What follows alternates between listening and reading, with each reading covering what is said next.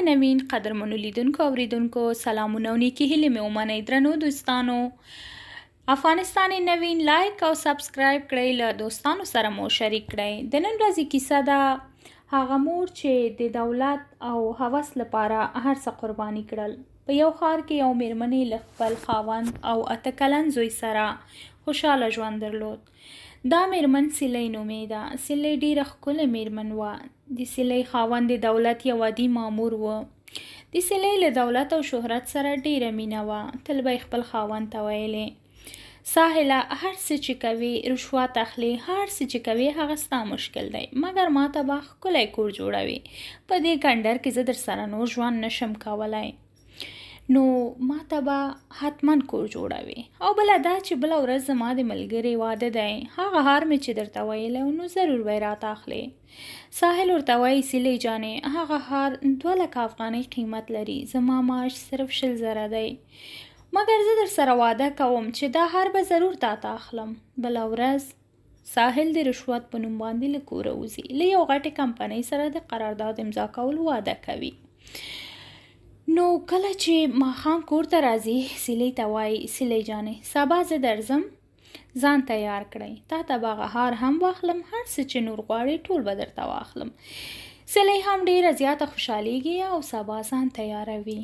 تر 1 بجې خپل خاوند ته انتظار کوي، خو هغه نه راځي. زنګ ورته وهي: ساحله، څه شوې؟ تا خو ویلې و چې زه درځم، ولې رانغلې؟ نو ساحل ورته وایي: سیلۍ جانې، مه په تمه کېږه، زه نشم کولی راشم، هغه کار ونه شو. کله چې سیلۍ دا خبرې اوري نو ډېره په غوسه کېږي. ځي خپلې ملګرې نه یې پیسې په پور اخلي او هر څه ځان ته اخلي. کله چې ساحل کور ته راځي نو سیلۍ ورسره هیڅ خبرې نه کوي او ورته وایي: سیلۍ جانې، خفه کېږه مه، هغه خلک ډېر ظالم خلک ول، خیانتکار ول، زه دومره ظلم خپل وطن سره نشم کولی. دوی د سمټو پر ځای خاورې استعمالوي، شګه هیڅ نه استعمالوي، نه پوهېږم دوی څه کوي. نن سړک جوړوي او سبا بیا خراب وي، له یو باران سره یو سړک له منځه ځي، زه دوی سره معامله نشم کولی. ما نه به مې پلار په قبر کې ناراضه شي. سیلۍ ورته وایي: بس خبرې ډېرې مه کوه، زه تا پیژنم، هیڅ هم نشي کولی. نو ځکه خپله لاړم، هر څه مې واخیستل. څه وایي سیلۍ جانې، څنګه دې واخیستل؟ نو سیلۍ ورته وایي: لاړم، له ملګرې مې پور واخیسته او ټولې شیان مې ځان ته واخیستل. خاوند یې اوف وایي چې دا به زه څنګه خلاصوم. سیلۍ بله ورځ د خپلې ملګرې واده ته ځي. هغه قیمتي هار او جامې په غاړه کوي. هلته له یو تجار سره مخ کېږي. تجار هم سیلۍ ته ډېر زیات ګوري او د سیلۍ ملګرې له تجار سره هغه معرفي کوي چې دا د ښار یو لوی تجار دی او سیلۍ هم غواړي چې ورسره دوستي وکړي، ځکه د هغې پیسې او شهرت ډېر زیات خوښ دی. هم د سیلۍ خاوند سره ملګرتیا جوړوي. بله ورځ تجار سیلۍ او د هغې خاوند کور ته دعوتوي. د دعوت په پای کې یې سیلۍ ته ډېر ښکلی هار او قیمتي هار ورکوي او د هغې خاوند ته هم ډېر قیمتي ساعت ورکوي. نو سیلۍ سخته خوشحاله ده او وایي چې ډېر ښه پیسه داره ملګری لرو، دا موږ ته ډېر ښه دی، بله ورځ به ورسره کار هم وکړم. نو د سیلۍ خاوند چوپ کېږي او وایي: دا راته ښه نه ښکاري، نه پوهېږم، دا سړی راته سم سړی نه معلومیږي. همداسې ورځې او شپې تېرېږي. سیلۍ استه استه هغه تجار سره په تلیفون کې خبرې شروع کوي. همدا خبرې په ملاقاتو تبدیلېږي او بالاخره یو بل هره ورځ ګوري. بله ورځ یې سیلۍ ته پیشنهاد وکړ: سیلۍ جانې، له ما سره کار وکړه، د میاشتې 1 لک افغانۍ به درکوم، خپل خاوند ته دې ووایه. نو سیلۍ هم خپل خاوند ته وایي: ساحله، زه غواړم له تجار سره کار وکړم، ما ته 1 لک افغانۍ معاش راکوي، آیا ته قبلوي؟ ساحل ورته وایي: هیله کوم، هر چیرې چې غواړې کار وکړې خو ویې کړه، مګر له دې سړي سره کار مه کوه، دا تا ته بد نظر لري. نو سیلۍ هم ورته وایي: نه، زه به دا کار ضرور کوم او که مجبوره شم نو تا به هم پرېږدم، اما زه دا کار نه خوشې کوم. نو ساحل ورته چوپ شي، هیڅ هم ورته نه وایي. ورته وایي: سمه ده، زړه دې لاړه شه.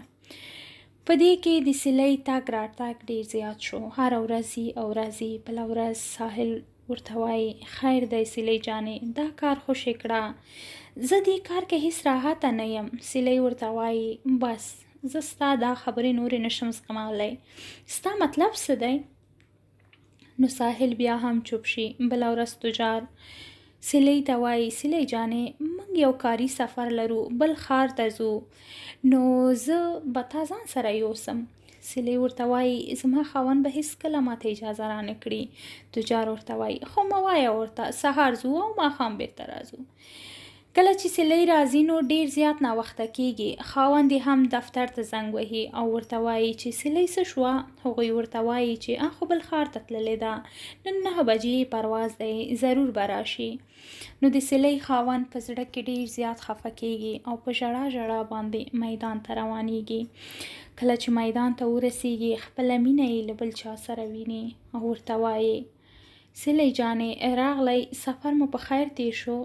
سیلۍ وډاره شوه او داسې په ځیر ځیري خپل خاوند ته وکتل او ورته یې وویل که ته کوم مشکل ما سره لرې نو همدا اوس یې راته همدلته ووایه، زه نه غواړم چې کور ته لاړه شم او بیا ما سره جنجالونه وکړې.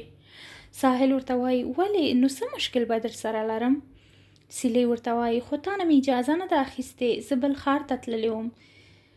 ساحل په ډکو سترګو ورته وایي سمه ده خیر ده پروا نه کوي، خو کاري سفر دی و نو دغې څه خبره. په سترګو سره ساحل ورته وایي راځه چې ځو سیلۍ جانې کور ته، ناوخته دی، زموږ زوی په تمه دی، لاړ به شو.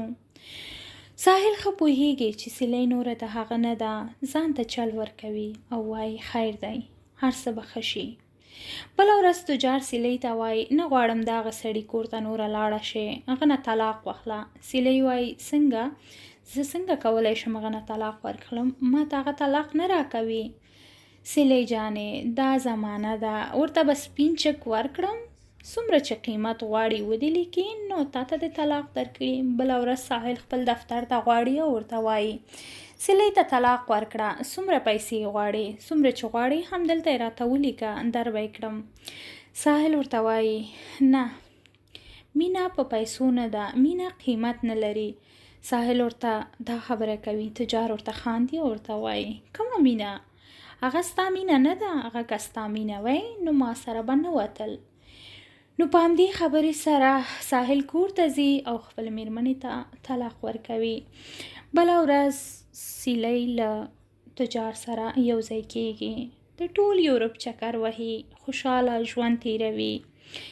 له خپل خاوند او زوی نه نوره ناخبره ده، هغه هیڅ په یاد کې نه ده، خپل زوی هم په یاد کې نه ده، مګر دا خوشحالي اوږده نه ده، دا د لنډ وخت خوشحالي. چې سیلۍ له چکر نه کور ته راځي نو خپل تجار ملګري ته وایي ما تا به کله واده کوو، واده باید ما تا وکړو. نو تجار هم ځان چوپ کوي، وایي واده څه ضرور دی، په واده کې خو طلاق وي، همداسې ملګرتیا ښه ده.